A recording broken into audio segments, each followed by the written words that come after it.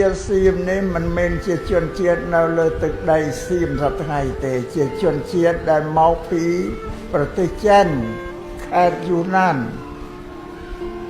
សៀមនេះក្រុមកុលសម្ព័ន្ធជាចៅទាំងប្រុសទាំងស្រីរបស់រស៊ីធ្វើចៅ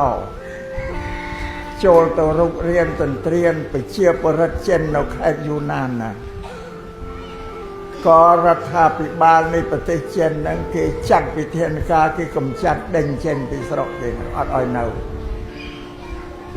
ម្ល៉េះហើយជនជាតិសៀមនេះក៏ធ្វើអន្តោប្រវេសន៍ចេញពីខេត្តយូណានមកអន្តោប្រវេសន៍គឺចេញមករកទីតាំងភូមិករនៅថ្មីក៏ដល់អន្តោប្រវេសន៍មកដល់មកនៅលើទឹកដីកម្ពុជាអញ្ចឹងណាដីសៀមសប្តាហ៍នេះដីកម្ពុជាយើងពីសង្គមណាបងហើយនឹងដីរបស់មោនប្រទេសមោនមួយសៀមលេបអស់ជនជាតិមោនហើយនឹងទឹកដីកម្ពុជាទឹកដីកម្ពុជាយើងវាយកបាន37ខែសប្តាហ៍នេះយ៉ាងបើច្រើនជាងដីយើងដែលសេសសល់តែ25ខែក្រុងទេហើយ25ខេត្តធំនេះมันជាធំប្រមាណទេតូចបោកខេត្តដែលវាយកឲ្យធំណាបងមានវិសាលភាពធំបានទាំងប្រាសាទបុរាណយើងប្រាសាទដែលសាងពីថ្មពីអត់ដែលប្រាសាទនៅលុបបូរីនៅភីម៉ាយនៅអង្គររាជសាតែប្រាសាទយើងទាំងអស់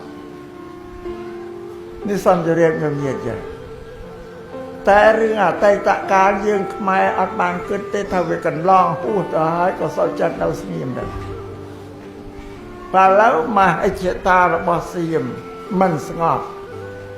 ចង់បានលេបទឹកដីយើងឲ្យអស់តែហ្មងបងហើយយើងនិយាយមើលមក